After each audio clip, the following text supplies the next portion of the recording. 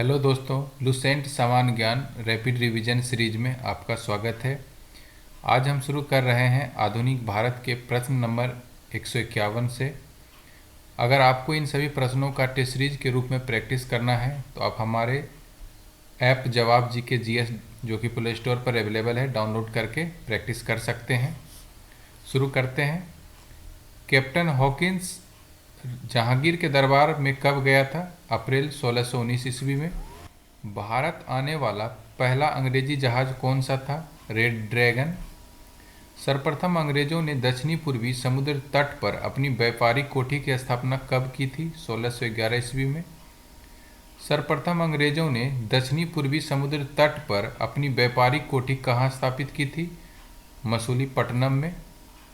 जहांगीर ने 1613 ईस्वी में फरमान जारी कर अंग्रेजों को कहाँ व्यापारिक कोठी खोलने की इजाज़त दी? सूरत में।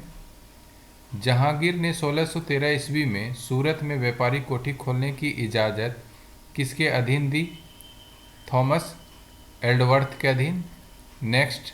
पूर्वी तट पर अंग्रेजों ने अपना प्रथम व्यापारिक कोठी मसूलीपट्टनम में कब खोला? 1611 ईस्वी में। पश्चिमी तट पर सूरत में अंग्रेजों ने व्यापारिक कोठी कब स्थापित की? 1613 ईस्वी में। अंग्रेजों ने पहली बार सूरत में व्यापारिक कोठी स्थापित करने का प्रयास कब किया? 1608 ईस्वी में। सम्राट जेम्स प्रथम ने सर टॉमस रो को अपना राजदूत बनाकर किसके दरबार में भेजा? मुगल सम्राट जहांगीर के दरबार में। सर टॉमस रो कब मुगल सम्राट जहांगीर के दरबार में भेजा गया? 1615 ईस्वी में। सर टॉमस रो कब तक भारत में रहा? फरवरी 1619 ईस्वी तक।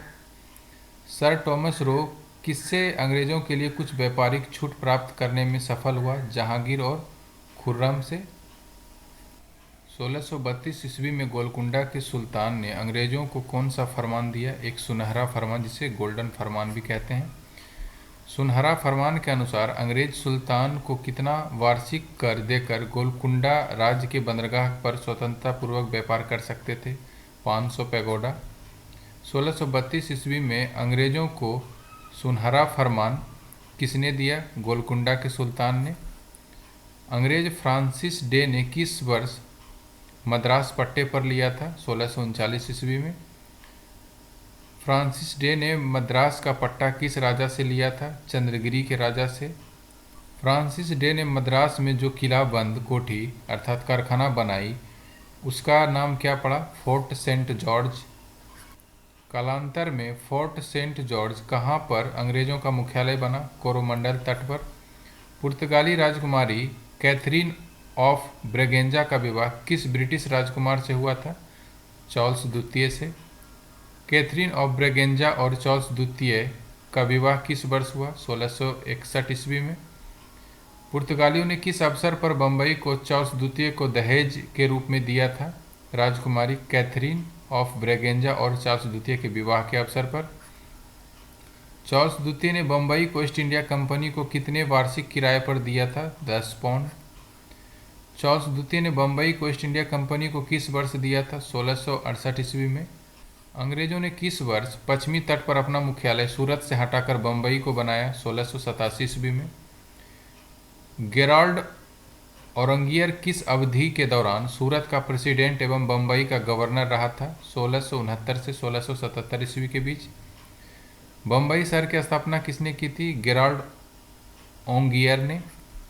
बंगाल के किस शासक ने सबसे पहले 1651 ईस्वी में अंग्रेजों को व्यापारिक छूट की अनुमति दी थी? शाह शुजा ने।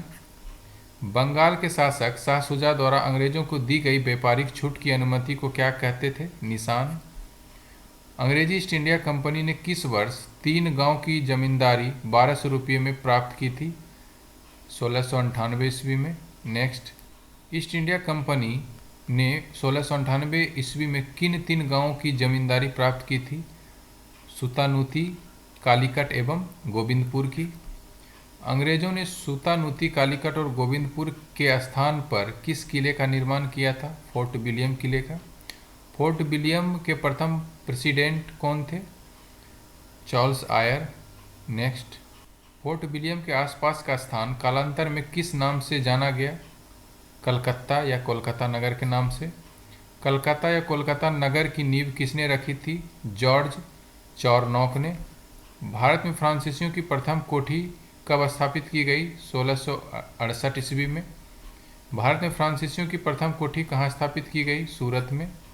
भारत में फ्रांसीसियों की प्रथम कोठी किसके द्वारा स्थापित की गई? फ्रैंको कैरो के द्वारा। फ्रांसीसी कंपनी के निर्देशक फ्रैंको इस मार्टिन ने किस वर्ष वाली कांडापुर के सूबेदार शेर खान लोदी से एक गांव प्राप्त किया था? 1674 ईस्वी में। फ्रांसीसी कंपनी के निर्देशक फ्रैंको इस मार्टिन ने शेर खान लोदी से कौन सा गांव प्राप्त किया था? पुदुचेरी नामक एक गांव। पुदुचेरी नामक गांव कालांतर में किस नाम से जाना गया? पांडिचेरी के नाम से। भारत में आंग्ल फ्रांसीसी संघर्ष को किस नाम से जाना जाता है? कर्नाटक युद्ध के नाम से। प्रथम कर्नाटक युद्ध किस अवधि के दौरान लड़ा गया? 1746 से 48 ईस्वी के बीच। प्रथम कर्नाटक युद्ध का तत्कालिक कारण क्या था? 1740 में ऑस्ट्रिया के उत्तराधिकार को लेकर। प्रथम कर्नाटक युद्ध के दौरान अंग्रेजों को सेंट टोपे पर किसके द्वारा जीत मिली? फ्रांसीसी सेना के द्वारा। प्रथम कर्नाटक युद्ध में 1748 में हुई किस संधि से समाप्त हुआ? एक्स-ला शापेल की संधि के तहत। एक्स-ला शापेल की संधि से कौन सा विवाद सुलझ गया? ऑस्ट्रिया का उत्तराधिकार विवाद। नेक्स्ट, द्वितीय कर्नाटक युद्ध का समय काल क्या था? 1749 से 1754 ईस्वी। द्वितीय कर्नाटक युद्ध का मुख्य कारण क्या था? हैदराबाद एवं कर्नाटक के उत्तराधिकार विवाद।